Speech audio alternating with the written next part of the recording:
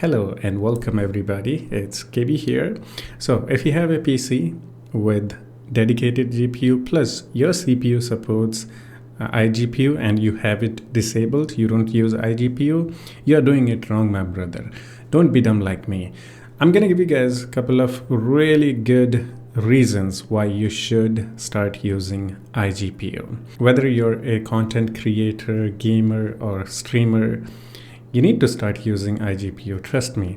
I'm going to give you guys a couple of really good reasons why you should or why you need iGPU, the integrated GPU. But first, let me tell you my story. What happened to me when I didn't use iGPU.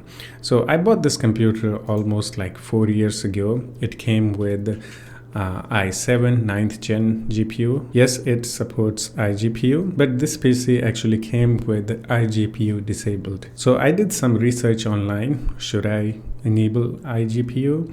And a lot of people were actually saying that iGPU is useless. You don't need it. So just keep it disabled. So for almost 4 years, I didn't use iGPU, but about a week ago, I enabled it because I found out that iGPUs are actually really useful. Now, as you know, I'm a content creator. I make tutorial videos, sometimes games, sometimes some AI tutorials and all that. So by not enabling the iGPU, I was actually in a big trouble because for everything, I was using dedicated GPU. Playing games, it was happening in dedicated GPU, and recording, streaming, everything was happening in GPU. So because of that, sometime actually the recordings would go out of sync, like this webcam, or recording will just freeze because sometimes there is some heavy work going on, let's say a heavy game, or I'm running some AI locally, which requires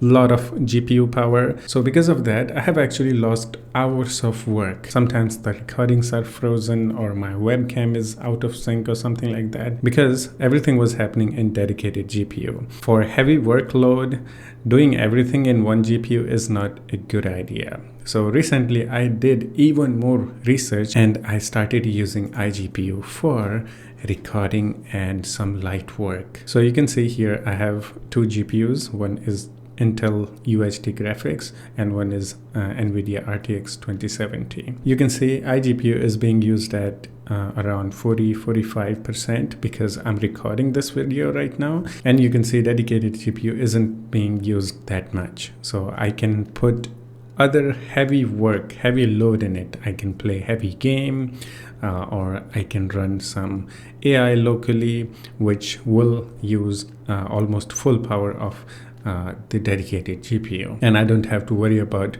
my video being crashed or anything like that. Let me give you guys a better example. Let's say you're a streamer or gamer, but you only have one PC and one dedicated GPU. As you know, most of the gamers or streamers have two PCs, one for gaming, one for streaming, because they don't want to put a lot of pressure on a gaming machine, otherwise the game would lag or something like that. If you use iGPU, you don't actually need a second PC. No, you can use iGPU for streaming, recording, or whatever you're trying to do, and you can play a game on the dedicated GPU. Now, I'm going to give you guys the best example. Okay, this is a AI called Focus AI. It needs almost full power of dedicated GPU. If I run this program and I'm recording at the same time, I won't be able to record. My recordings will crash. But if I use iGPU for recording and dedicated GPU for this AI, my recordings will not crash. So let me actually run this. Okay, now this is the Focus AI. I'm gonna run this. I'm gonna generate the image using this, and just look at the GPU usage now. Okay, you can see my GPU, dedicated GPU, is being used at almost 100% already. So 98, 96. If I was recording using the same GPU, my recording will crash. Definitely. Now, since I'm actually using iGPU for recording, I don't have to worry about my recordings being crashed because you can see iGPU is only being used at 40% all right? So no matter how heavy a program game I run on dedicated GPU, I can do my stuff. My recordings will be fine. Okay, you can see 2 image generations here. Almost all the local AIs actually need a lot of GPU power. Yeah, this was not possible until I enabled the iGPU, because I make tutorials and all that, and I lost like hours of work just because I didn't use iGPU. There are many use cases, all right? As I said earlier, if you're a gamer, you have only one PC, you should start using iGPU. iGPU for streaming and recording, dedicated GPU for your gameplay or whatever you're trying to do. And there is this feature in Windows. If you go to the graphics settings, you can actually specify each program or game to run on a specific GPU.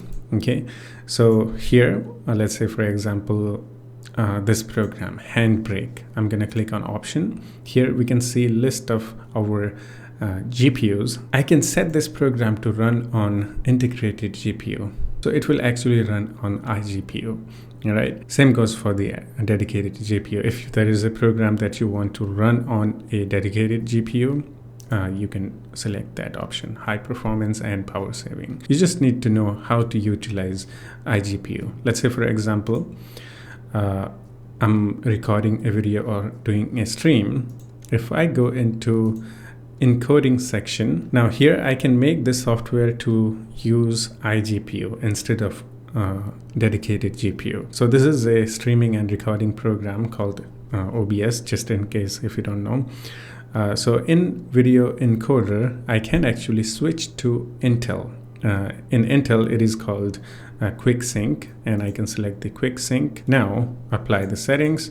So whenever I record, it's going to use the iGPU. And here you can see before I started the recording, it was being used at around 45. Now it is being used at 60%. Now I can actually stop this and let me show you guys. Now it dropped to 40% because I'm actually recording this video using the Intel iGPU, right? So let me give you guys another example. Same goes for the streaming. If you're streaming, you should just use Intel iGPU Quick Sync for video encoding. Now, if I use dedicated GPU, let's say for example, okay, I'm gonna select the NVIDIA encoder here and I'm gonna apply, hit OK, and I'm gonna start recording. Now look at the GPU usage. Now our dedicated GPU is being used at 30-40%. Right? It depends on what you're recording. If you're a recording game, it's going to use even more power. If there are a lot of movement happening on the screen, it's going to use more power. For gamers and streamers, content creators, iGPU can be really, really useful. Another example, let's say you're a video editor. iGPU actually can be used for video editing too. Almost all the video editing softwares can utilize iGPU for faster editing and all that, and there are a lot more use cases. iGPUs are actually useful no matter what you do. Okay, content creator, gamer, a streamer, or just like anybody. Okay, everyone should use iGPU. Now one more thing, if you have a Intel's 11th gen or above CPUs with iGPU, those iGPUs are actually a lot more powerful than the lower gen CPUs. I have the i7 9th gen and it isn't as powerful as the 11th gen or above, but still for me, as you saw, this is really useful. So even if you have a old CPU with iGPU in it, it can still be useful. So if you have the iGPU disabled, please turn it on and use it. Yeah, it's gonna be really, really helpful. And yeah, that's it for this one. Hope you enjoyed it. But if you still have any questions or have any suggestions for me, you can always do the comment and we can try to have some chit chat in the comment section too. Or maybe you can suggest better use cases for iGPUs. And yeah, that's it for this one. Hope you enjoyed it. I'll see you in the next one. Take care of yourself and have fun. Bye-bye.